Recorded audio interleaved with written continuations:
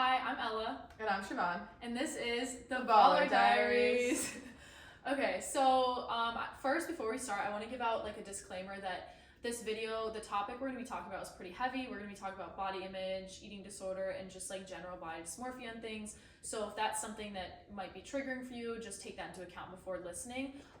We're going to do our best to kind of just use this video to caution other athletes and kind of warn about things that we wish we would have known that you will experience or you might experience regarding body image when you get to college. So I just want to put that out there that if this is a heavy topic, and if you that might be triggering or bring anything up for you, just please take that into account before listening.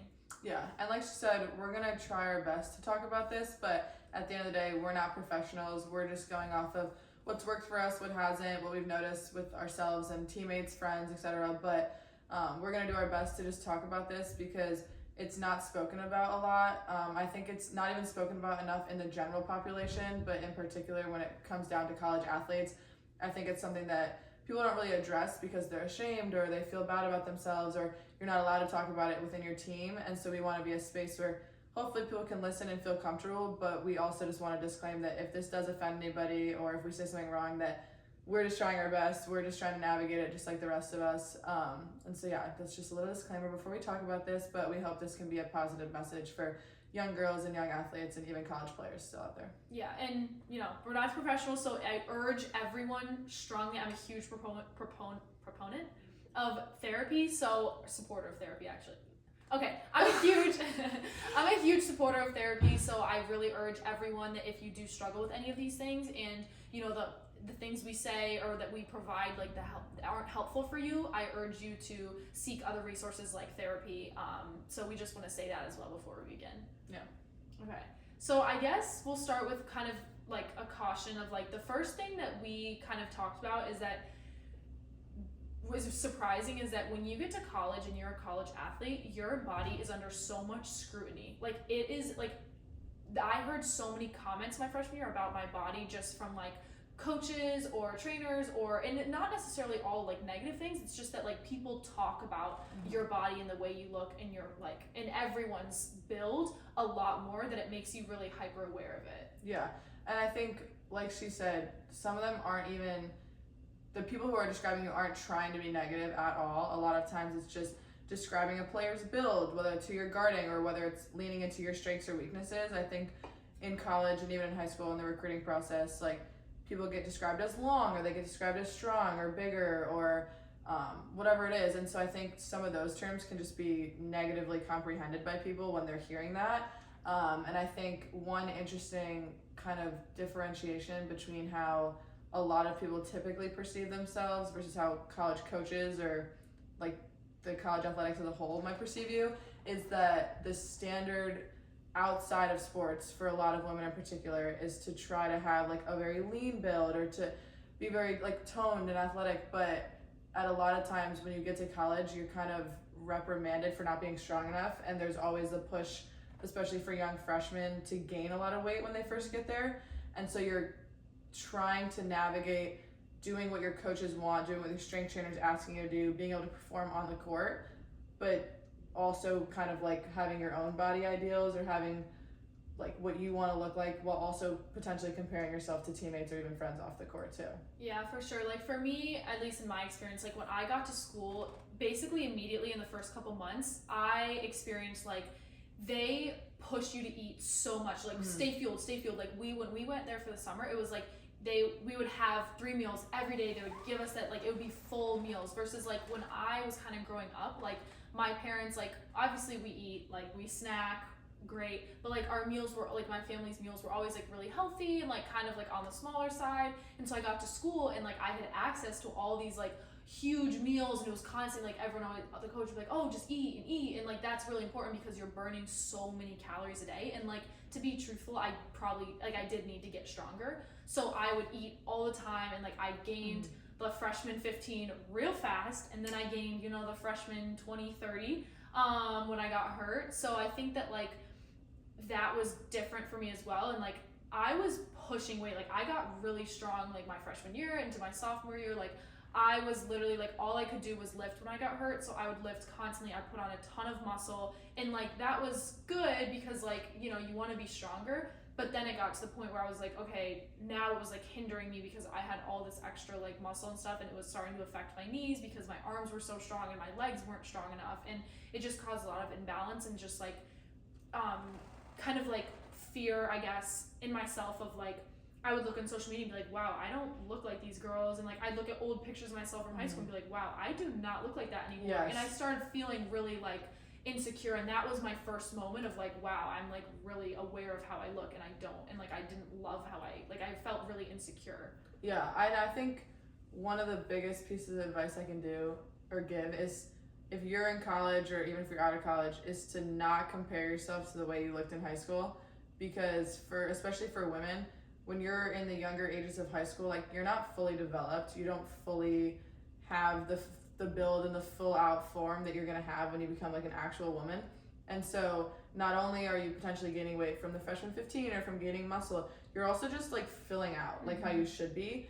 And so that can be really hard, especially like at the end of your freshman year when you're looking back at photos from when you first got there, or like looking back, like for me, I think sometimes it would be like when I'm posting throwback photos from like prom or something like that, and you just are like, oh my gosh, like I had no muscle. And so on the one hand, you're like, wow, I gained so much muscle, like that's so great. Like that body, that build would not have been able to accomplish all the things I did on the court this year if I was still like that small. But on the other hand, you're like, shoot, like I like how I look in that photo. And so like just knowing that part of it is just natural, like part of it has nothing to do with lifting or not lifting, like it's just you're naturally going to develop as you get older.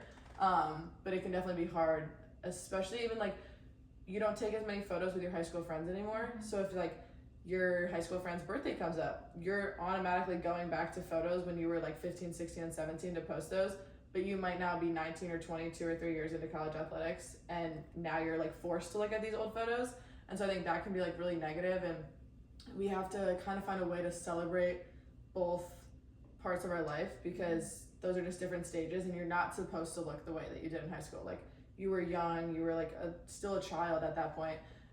And so I think that's like my biggest piece of advice. That was what negatively affected me, was comparing the way I look now to when I did when I was still like maturing. Yeah, and I think another thing too that we can both agree on, like we're both like, you're like 6 foot, I'm like 5'10"-ish, give or take, you know, that might be generous. But we're like tall, we're still like tall girls. Yeah. And I think that one of the things is like, people would always use big synonymous with tall. Yes. And for me, when I was in high school, I was like, no one ever really said I was big. Right. Like I wasn't, but then when I got to school and I put on all this muscle and like I had gained weight, and now I was also tall, and I was going to class, and like people really looked at me like, this girl's really tall. And like I came home from college that summer, and everyone was like, after my freshman year, they're like, wow, like you look so big, like you got so much bigger, like everyone, and like they on mean it as like a compliment of like, wow, you gained muscle. But like in my head, like I still have the societal norms of like like thinking that big is a problem. Yes. Like big is not the desired, or like I would be like, oh my gosh, like I'm big, like I thought that was bad, because I feel like it has such a negative connotation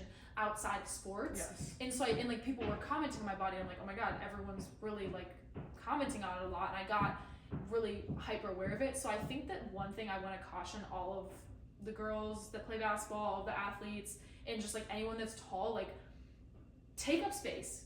Like take up space, because be confident in that. Because like for me, I was like, I just always wanted to be so small, because I started hating hearing that I was big, because I still had this idea that like that was a problem. And like, but no, like take up space, like be proud of how tall you are, like it is a positive. Or like be proud of like how strong you are, because it allows you to like push people out of the way and take layups and like be strong and like finish through contact. Like that's important. But I feel like there's just such this push outside of sports that like that's a problem, that's where I started getting really hyper focused on like how I looked and my weight, and like putting myself up through like, you know, like I would count my calories. Like that was really a problem, and I don't recommend people do that. Like don't worry about calories, because like now, even to this day, multiple years after, like I'll still like find myself, like I have to catch myself, because I'll look at the calories before I eat something. And like I remember like when I got hurt, I was like, oh, now I don't want to gain any more weight. Like I have to track my calories to a T. And at one point I was literally had my fitness pal at 1,500 calories, which is like not even maintenance for a regular like person just going about life, but then also being a college athlete who was still lifting and like riding the bike through injury. I was literally so weak and I wouldn't eat and I would starve myself basically.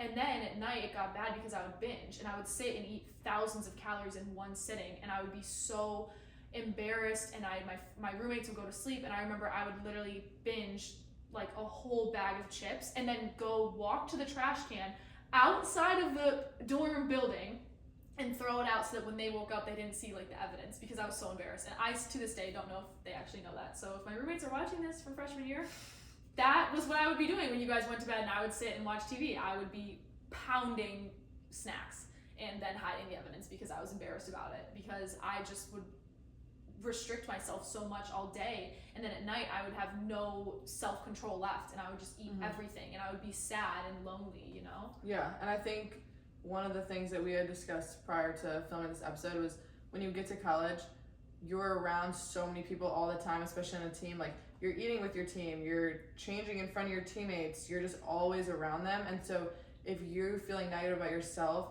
there's a lot, I don't want to say opportunity because that sounds positive, but there are a lot of chances where you can like honestly harm yourself by constantly comparing yourself. You have like people who are constantly eating in front of you. That means you can constantly compare who's eating what, how much are you eating, which can become very negative. You see people change, that can become very negative.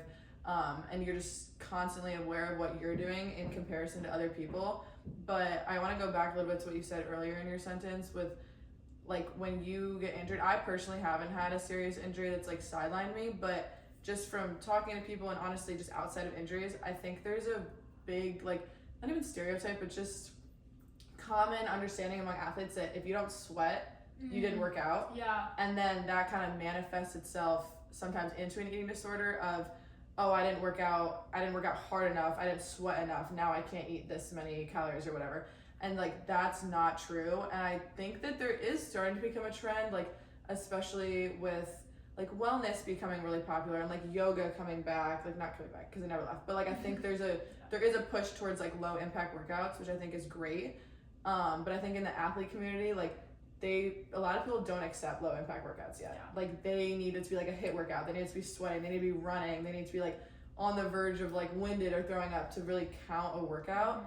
And I think that when people get injured, that's when it like really manifests into bad eating habits as well, because now they're like, I'm not working out as hard as I did, I'm not working out as hard as my teammates, I can't eat what they're eating. Exactly. And I think that it like, in you're eating team meal and you're looking at someone else's plate, and I remember like looking at other people's plates and being like, wow, I have 2 plates of food on my whatever, and I'm like, and I'd feel insecure, but like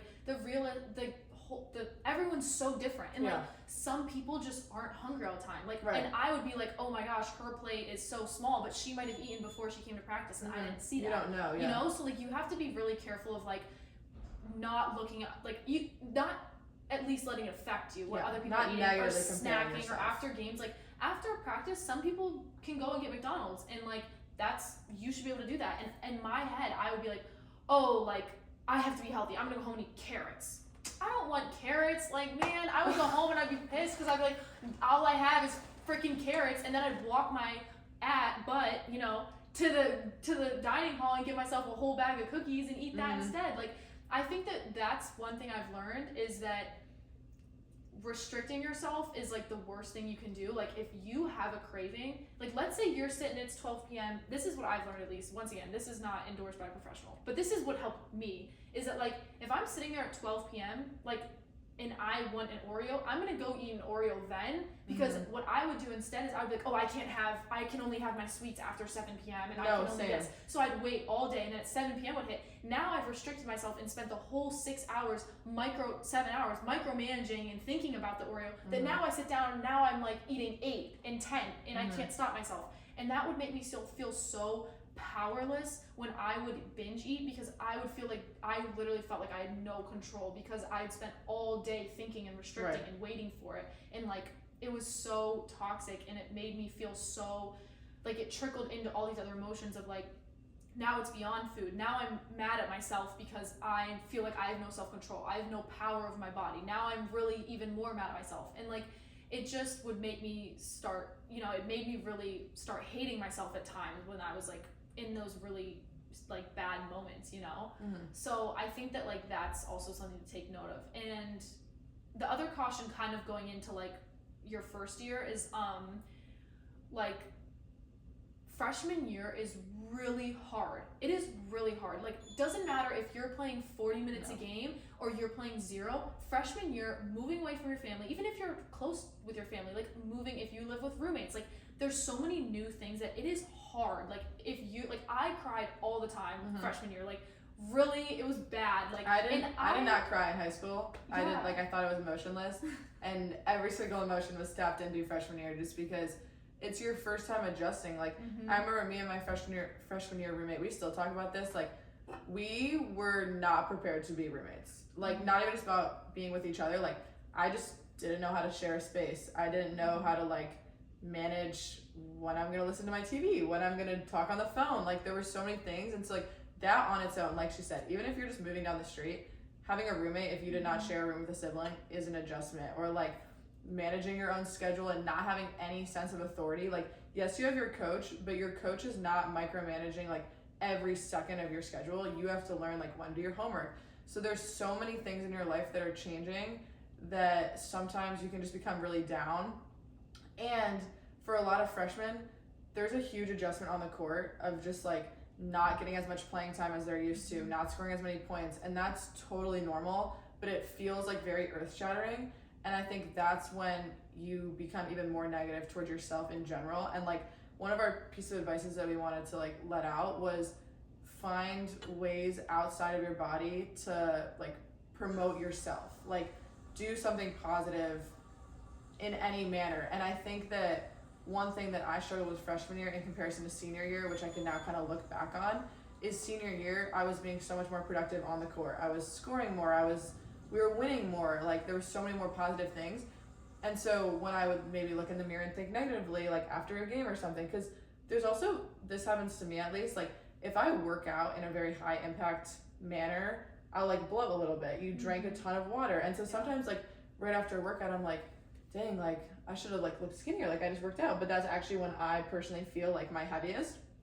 And so sometimes like after a game, like I would feel so bloated or so heavy, but I'm like craving Chick-fil-A or something, and then I'm like, I shouldn't go get Chick-fil-A, like I'm already bloated. But when I was older and I was like managing it a lot better, I would think to myself like, this body just scored 10 points, or like I just won a game, or I just led my teammates. And I think freshman year it can be harder because you might have less things in the basketball world to be able to like bring positivity to your life.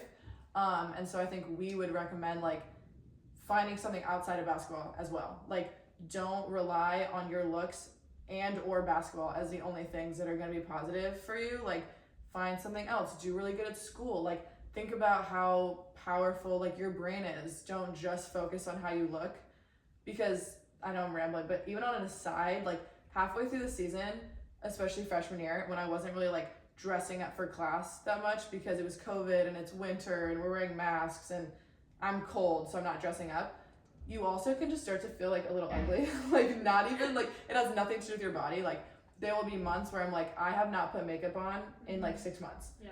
And you do not need makeup to look pretty. But like for me, every once in a while, like putting on a cute outfit, putting on makeup, doing my hair, like that makes me feel so good.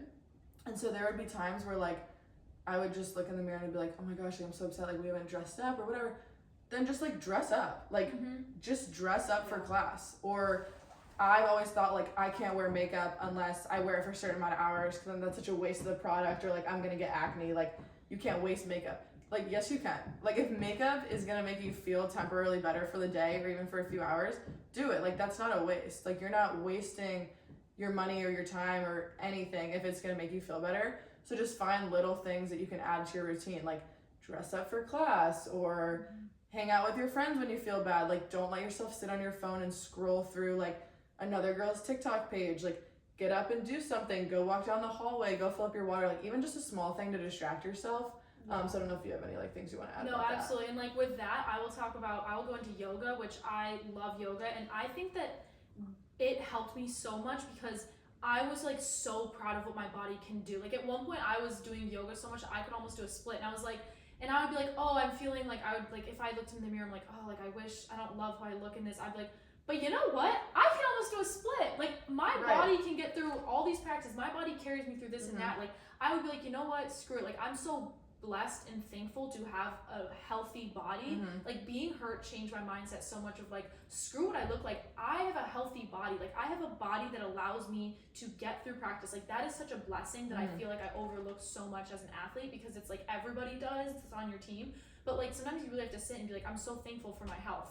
Like that is really important. And like I also, when I would feel down about like how I looked or something, like I just would always, it would always, that those feelings would always arise when I was bored, right? I'm bored, I'm on social media, I'm looking through, so I would find stuff to do. Like I volunteer coach basketball, like kids basketball, and like that made me feel fulfilled, and I wouldn't be like, I would be appreciating what my body can do more than what it looked like. I'd be like, wow, like I helped out some little kids today, like they smiled and they're like, oh my god, Coach Ellen, like that made me feel good. Or like I did all these, like I work for a nonprofit, and so I have that internship, and that makes me feel fulfilled because like I enjoy helping people, and like I love my work with that. Or like my art is really meaningful. Like you have to find things in your life that give you meaning. If that's religion for you, like seek into that, like lean into that. Like if that's whatever that is for you that makes you feel fulfilled outside of your sport and your body, like really lean into those at times, because a lot of times like as an athlete you think that your identity is just your sport, right? But it's not. And you can like expand those things, because a lot of times like that's what can help you with like improving. Like that's what helped me improve my like feelings about my body. Like I felt the best about my body when I was doing yoga consistently, because it was something else. Because like Siobhan said earlier, like basketball is not always going to go well. You might have a slump of a couple games, and now not only do you not have basketball, but now you might be thinking, now you're in season, and it's normal to gain weight in season because you're eating so much on the road and stuff, that like now you're like, oh my gosh, now I'm also feel like I look a little bit different. Like those are real things that you have to be able to navigate through. And I think that one of the main things that helped me navigate through that, or times when I felt my best, was when I was trying to focus on like other things, you know? So I think that's big. And I think it's really important to note that you have a team of 15 girls who are consistently doing the exact same workouts every single day.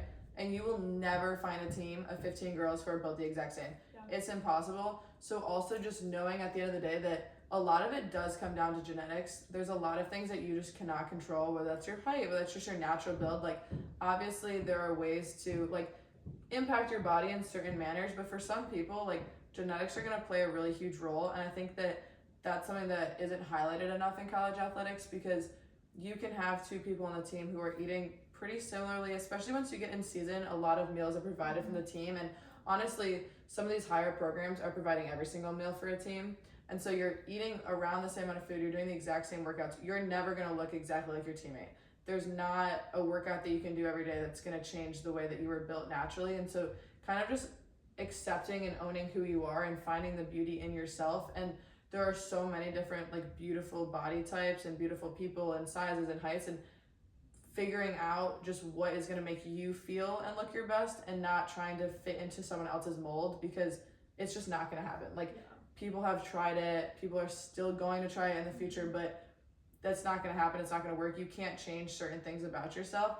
And so the best thing you can do is find ways to like embrace that and appreciate that and find a beauty in that. Whether it's like, for me, like this is kind of stupid, but like if I felt badly about myself, like I would just put on a song I really liked. Like I would just put on music and just be like, I love this song. And I would just like kind of like move around to the song, and like that made me feel better. It distracted me. I was so happy. It was like a little boost of serotonin, and now I don't care. Or I would put on an outfit that I know I'm just gonna love. Like it's just gonna look good on me. It doesn't matter how I feel. Like it's just, I know I love that outfit, so I'm gonna put it on because that outfit makes me feel good.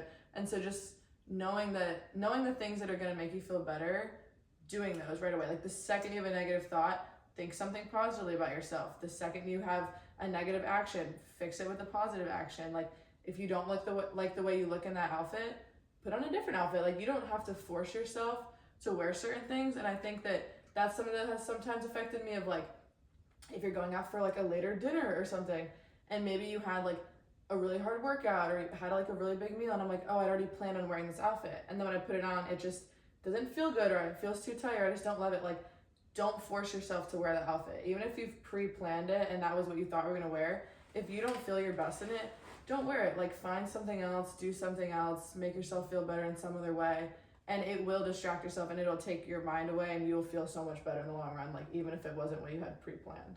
Yeah, for sure. And I think too, like, going back to just like mental health, like a lot of this stems from mental health. Like when I was at my worst mentally, this is when I started really like hyper focusing on my body. So I would urge everyone, and I'll say this a lot, so I apologize for repeating myself, but find a resource that you can talk to about this. Like therapy, I'm so appreciative for the years that I have spent in therapy. Like, I find someone that you trust, talk to them. There's a lot of resources that you can find through school to help you with this, because like a lot of times, like the reason I would eat is because, and I would eat until I was sick, is because I was bored and I was feeling depressed or lonely in my freshman year of college, and I would feel sad or homesick, and I would solve all of those issues with binge eating to the point of sickness, and that's not healthy.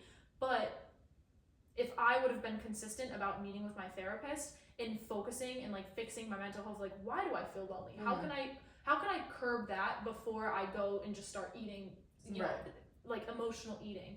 And then like I said, it's just like this snowball effect. So like if you can get a therapist or someone you trust, or find someone that you can talk to that you believe can give you good advice, or find an outlet before even going to college, that will protect you from a lot of this stuff. Because like for me, I feel like I just went in really just thinking it was going to be like this amazing hearts and rainbows, which like it is. Like college is great, but there's a lot of other issues that we don't really think about.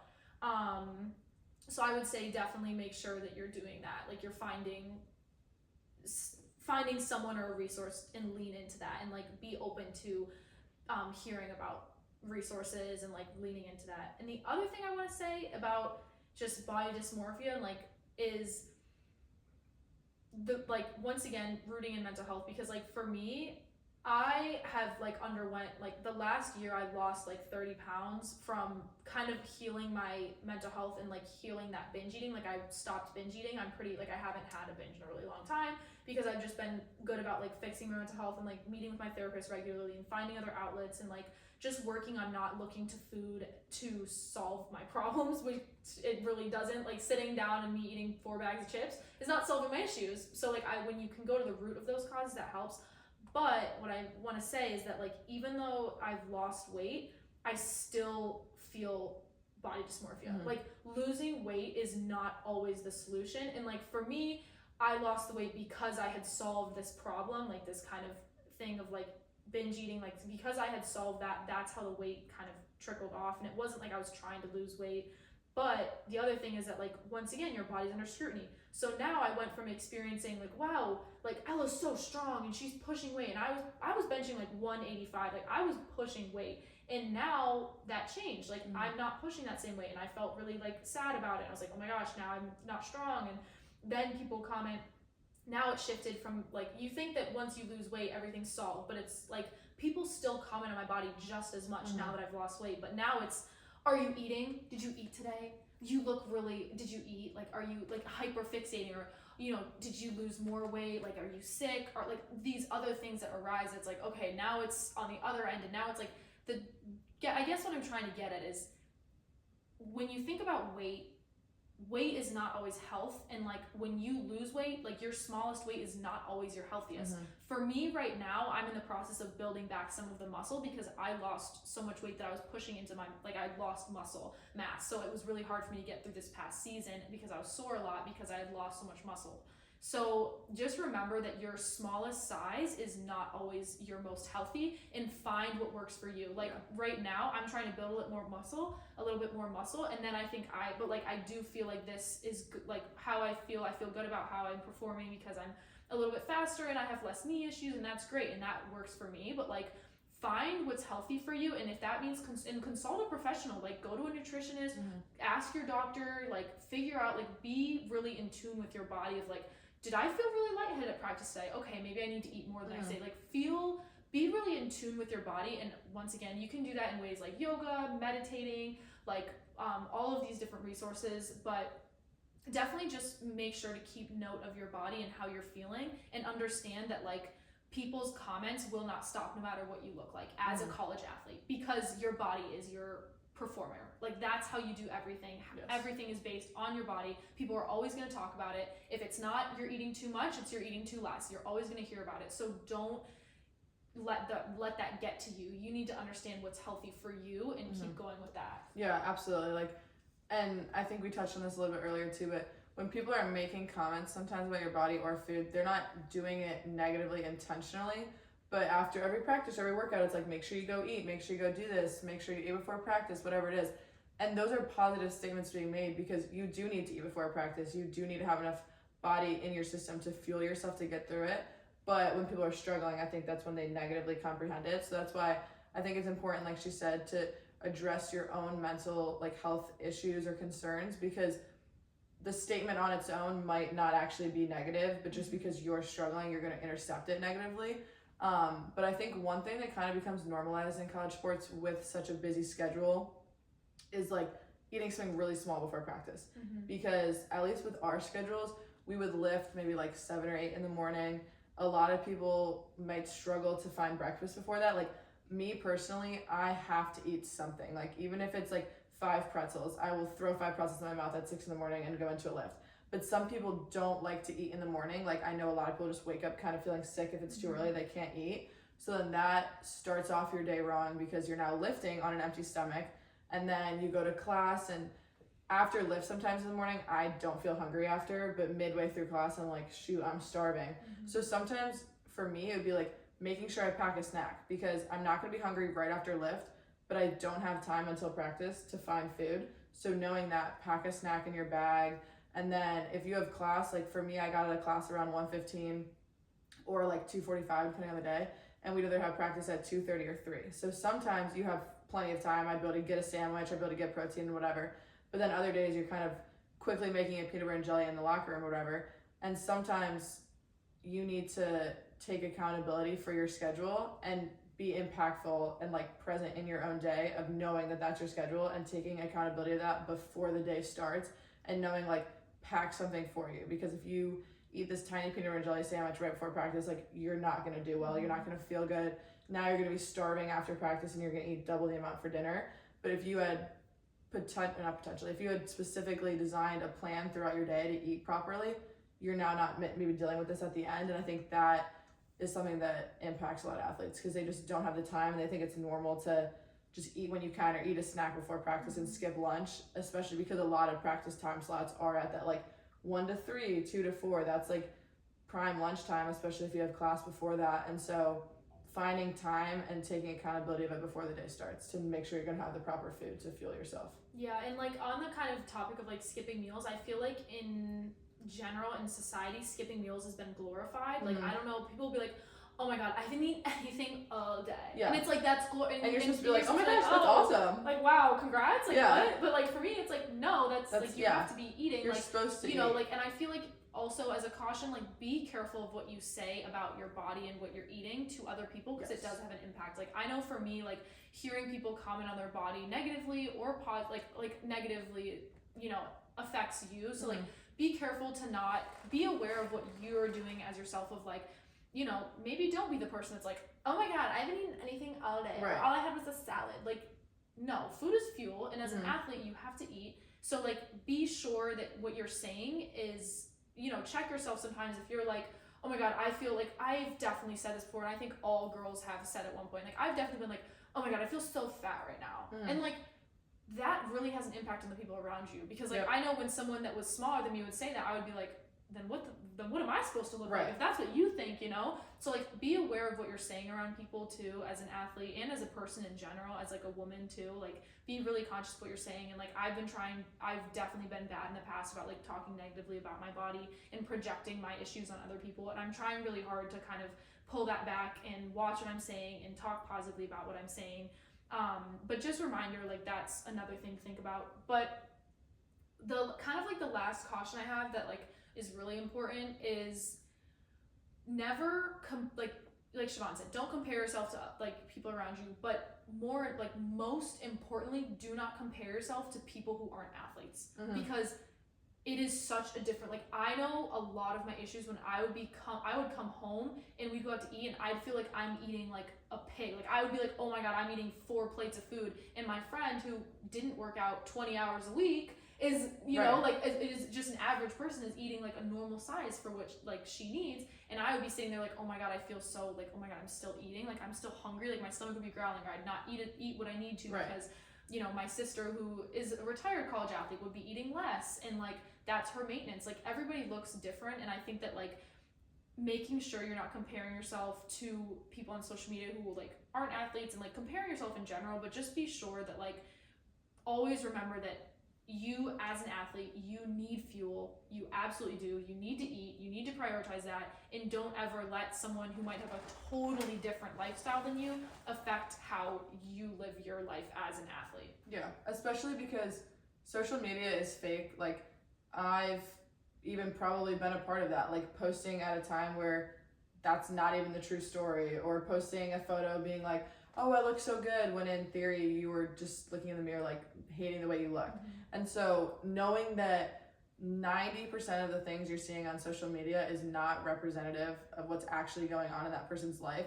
And so there were times when even like just FOMO, like when you see something, you're like, oh my gosh, I wish I was there. And then the next time you go to that exact event and you're like, oh, I see how they got that video of this, but that's not, like, they were not actually having fun.